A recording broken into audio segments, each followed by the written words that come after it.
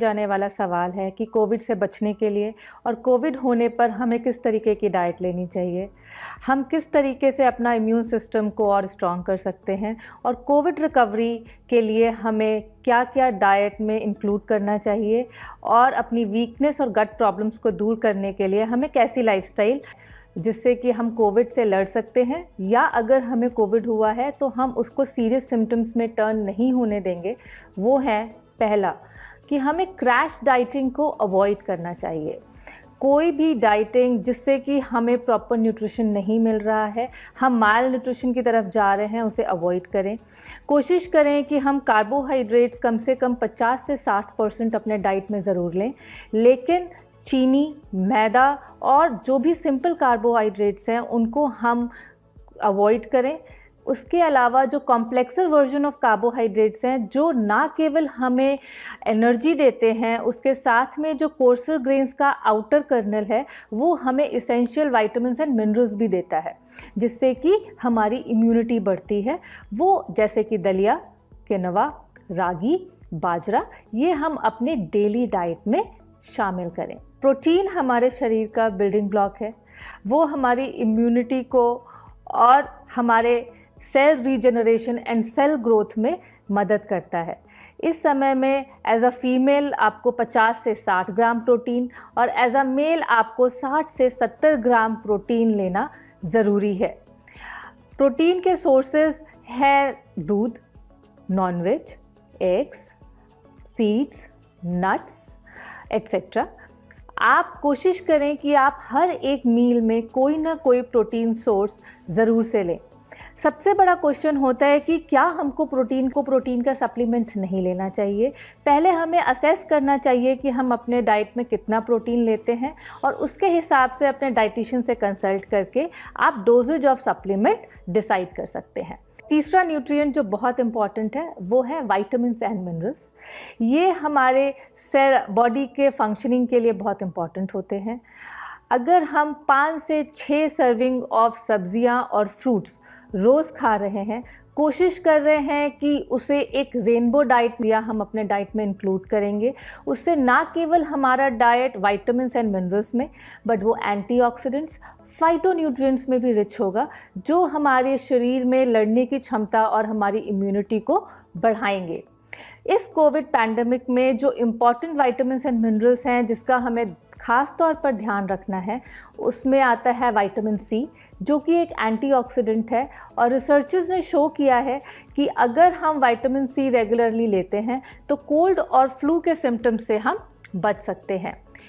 इसलिए कोशिश करें कि हम vitamin C fruits and vegetables जैसे कि सिट्रस फ्रूट्स, नींबू, आंवला, टमाटर, कैप्सिकम एट्सेट्रा अपने डेली डाइट में डालें। दूसरा, हम कोशिश करें कि अगर हमें कोविड हो गया है तो हम उसका सप्लीमेंट रेगुलरली लेते रहें। दूसरा विटामिन जो बहुत इम्पॉर्टेंट होता है वो है विटामिन ए और बी, जो हमें कलरफुल वेजिटेबल्स, पम्पकिन्स, मैंगोज़, इन सब से, प्लस अगर हम लेंटिल्स, ग्रेन्स, कोर्सर ग्रेन्स लेते हैं तो विटामिन बी हमें बहुत अच्छी तरह से मिल जाता है। दूसरा न्यूट्रिएंट जो बहुत इम्पॉर्टेंट है इस जिंक। जिंक हमारी इम्यूनिटी के लिए बहुत इम्पॉर्टेंट है। जो लोग जिंक में डेफिशिएंट होते हैं उनकी बहुत ज़्यादा चांसेस हैं कि उन्हें इन्फेक्शन जल्दी होगा, इसलिए कोशिश करें कि हम जिंक से रिच खाना खाएं। कोविड के दौरान या इस समय हम एक जिंक का सप्लीमेंट डेली लें। अगर हम सप्लीमेंट ले रहे हैं, इस बात का हम ज़रूर से ध्यान रखें कि सप्लीमेंट जो है वो 40 mg पर डे से ज़्यादा एक्सीड ना करे। जो रिक्वायर्ड अमाउंट है वो 10 to 12 है। अगला विटामिन जो बहुत इम्पॉर्टेंट है वो है विटामिन डी। विटामिन डी ऐसा रिसर्चर्स ने शो किया है कि हमारे गट में एंटीबॉडीज़ भी बनाती हैं और हमारे इम्यून सिस्टम को स्ट्रॉन्ग करती हैं। दूसरा, विटामिन डी हमारा इंसुलिन सेंसिटिविटी को बढ़ाता है और अगर आप डायबिटिक हैं तो उसको भी थोड़ा कंट्रोल करता है। तीसरा, विटामिन डी बहुत इम्पॉर्टेंट रोल प्ले करता है आपके कोल्ड और फ्लू के सिम्टम्स में और आपके लंग इन्फेक्शंस में भी वो आपको हेल्प करता है।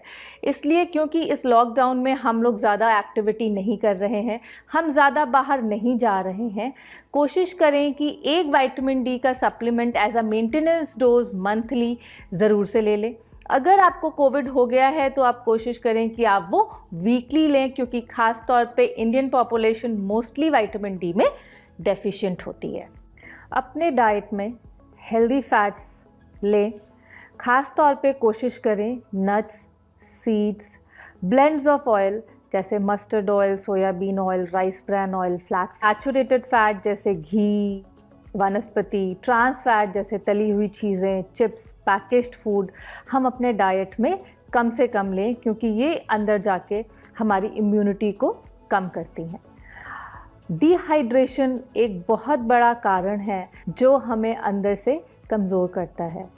हमें कितना पानी पीना चाहिए ये हम बहुत आसानी से पता कर सकते हैं। आपका जो भी वज़न है उसको आप 50 ml से मल्टीप्लाई करेंगे, जो पानी आता है इतना आपके शरीर की मिनिमम रिक्वायरमेंट है। गर्मियों में हम उसे 500 प्लस कर देते हैं। कोरोना के टाइम पे हाइड्रेशन बहुत ज़रूरी है, क्योंकि अगर पानी कम पिएंगे तो न्यूट्रिएंट ट्रांसफ़र शरीर में कम होगा, मेटाबॉलिज्म स्लो होगा और हमारी इम्यूनिटी भी कम हो जाएगी।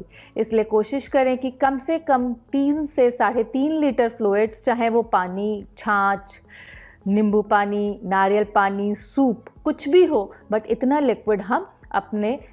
अब हम बात करेंगे कि किस तरह से और चीज़ों से और लाइफस्टाइल चेंजेस से हम अपनी इम्यूनिटी बढ़ा सकते हैं।